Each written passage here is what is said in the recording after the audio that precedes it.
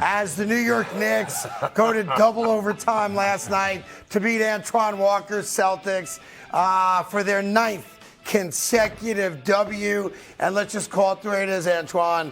Nobody wants a piece of the New York Knicks right now, or in April, or in May, or in the first week of June. Oh, stop. You don't want any piece of that. First week of June. That's right, the first week No of June. shot. Why no shot? Why no shot? Because 9 consecutive wins, beat the best team in the East up until recently, record-wise, the Celtics, twice in the last week, 3 times out of 4. It's the Knicks world, Twan, and we're all living in it. I bet the Knicks don't want to play the Celtics in the playoffs. I didn't say we wanted to play the Celtics in the playoffs. I just said right now in the moment, allow us to enjoy the best basketball we've seen in a very, very long time. Mm-hmm. No, they're playing good basketball. Julius Randle's playing great. Uh-huh. One thing about the Knicks, if you watch them, everybody knows their role. Yes. And I give Tibbs, that's what he's done a terrific job of really putting everybody in the role, even if it's tough love. You know what I mean? He puts, think about it. Yeah, he seems like a miserable human being. Like he's never, ever happy, Tom Thibodeau. Yeah. But everyone that plays for him seems to walk away saying, good dude, solid guy, good guy. He was in player Chicago, guy. so I got an opportunity. Yeah. And those Bulls teams were really good and made some deep runs. Derek early in his years, MVP years. So I got a chance to watch Tibbs, and he just puts those guys in. I think the way he makes them accept their role. Sure. Everybody knows their role. They know how to come to work. And I think that's why the Knicks are playing good. Do I think they can make a deep run? I think they're still missing another star. Look, I don't, all jokes aside, even though my fandom is really at the highest level it's been in a long time, because it's 9 consecutive wins. Yeah. You can't do that if you're a bad basketball team. They're a very good basketball team. And their team, to be fair, they don't have superstars.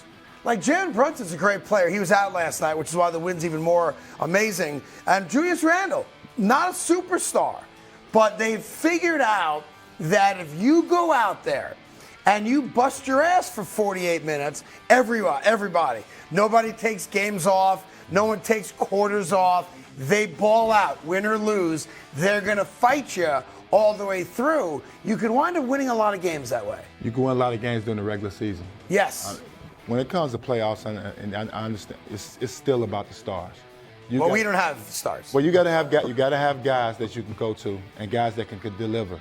And what I mean by that, you got to have guys that can have special nights. I'm not saying that guys on the Knicks haven't had special nights, but when it comes to playoff games, you got to have a guy that can dominate a series, not just a game, a series where he has a monster series.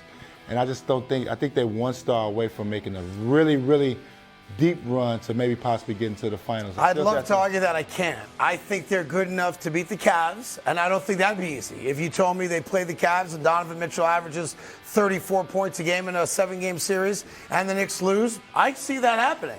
I don't think they could beat Milwaukee in a 7-game series, and even though they took care of business yesterday in double overtime against the Celtics, I'm not going to lie to you, I don't think they beat the Celtics in a 7-game series.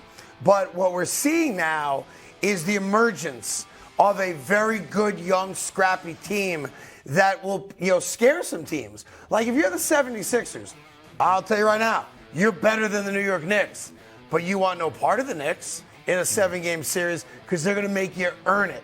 They're going to make you fight for it. And the rub on a team like Philly is that they don't have that in their DNA. Now, I'm getting way ahead of myself. The Knicks should be locked in at worst to the 5 spot, having overtaken Brooklyn now, and they have a chance to getting to 4. That's where it ends. So it looks like we're on a collision course right now for the Knicks and the Cavs to play each other in the first round of the playoffs. Mm-hmm. The mere fact that I'm in that spot says a lot about Thibodeau, who was on the hot seat coming into this year, and there were guys in that organization that wanted to replace him coming into this year, or even a couple weeks before the All-Star break, there was some talk that Tibbs had to go. And now you're talking about a team that's just firing on all cylinders that now believes they're good enough to win. Yeah, but it's all about matchups for the Knicks. Who they draw. And that's what the playoffs are about. When you get down to like 15 games left in the season, you want to figure it's about seeding. It's about when we won a championship, we wanted to be in a certain spot. We was a 3 seed. And I remember Pat Riley coming to us and saying, listen, we want to try to get to 1, or we can get there at 3, which might be a better route for us to get to the finals.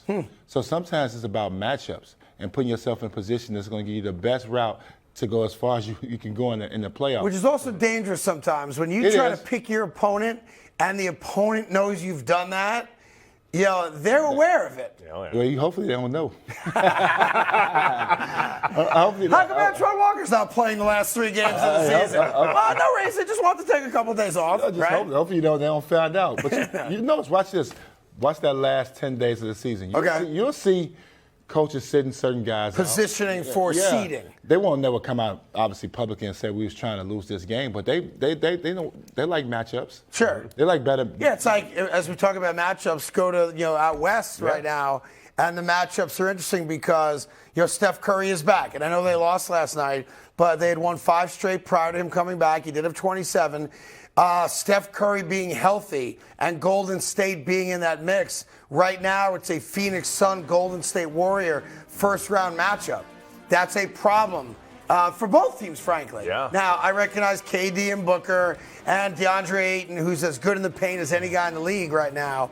But I would think you'd want to avoid Golden State. Not that you're scared of them, not that you can't beat them or would beat them, but they're the only team that's got the pedigree of we know how to win once the postseason starts. There's not another franchise there that can lay claim to that. That's true, and I think sometimes if Phoenix Suns believe that Golden State they don't match up well with them, you really want to avoid them in the first round. For sure. You really want to avoid them. But if you feel like the matchups are right and you feel like you can beat them, and most teams, if you can get home court advantage, you take that chance, whether it's the first round, second round, you will take it right away.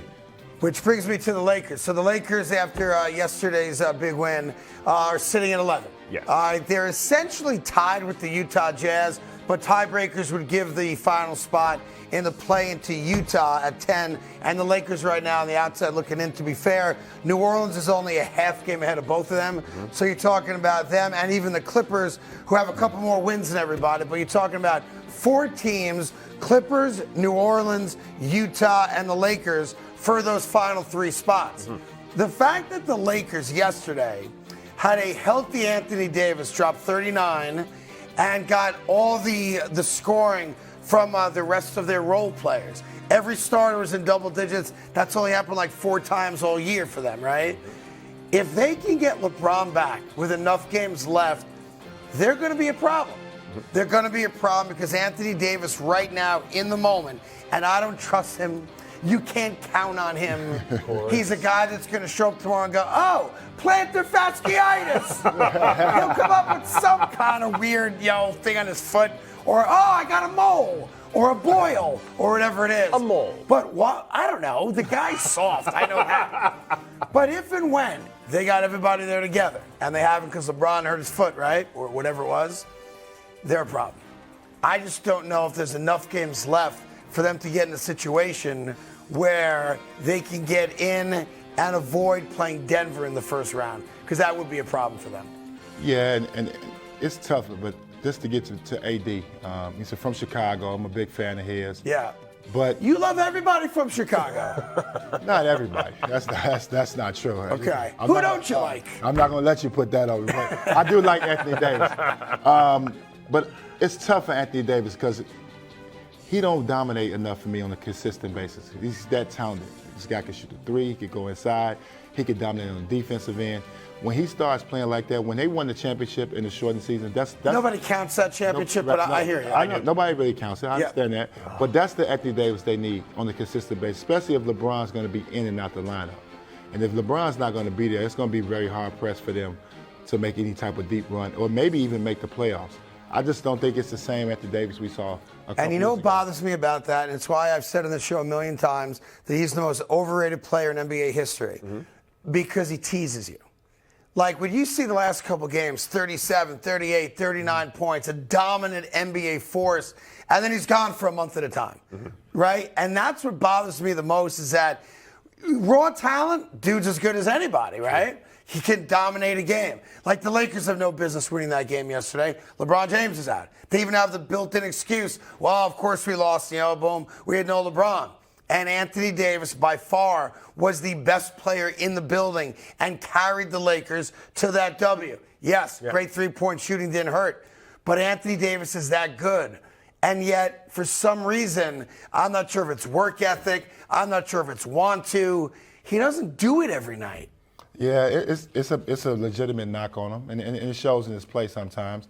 But I think once he's had, and you get on him, like on shows like this, and he starts to hear things like this. He's got rabbit ears. Yeah, he turns it on. I think come playoff time, he doesn't give it to you 82 games. But I think when it's time, come playoff time, if they're able to make the playoffs, you will see a different Anthony Davis. So we should redo his contract and just pay him money for playoff games only. I like the fact that he's playing now. Let's be real. Let's talk about what's been the knock on him. That he's injury prone. That he's always out. That he's always out. Yeah. But at least he's playing now. Yes, I'm playing really well. Yeah, really well. And he's done that the last couple of years. So I'm happy to see him on the court enjoying the game. Hey there. Thank you so much for watching The Carton Show. You can subscribe right here to get all the latest bits and segments from the show. And by the way, while you're at it, we have a lot of great shows on FS1, so check them out too.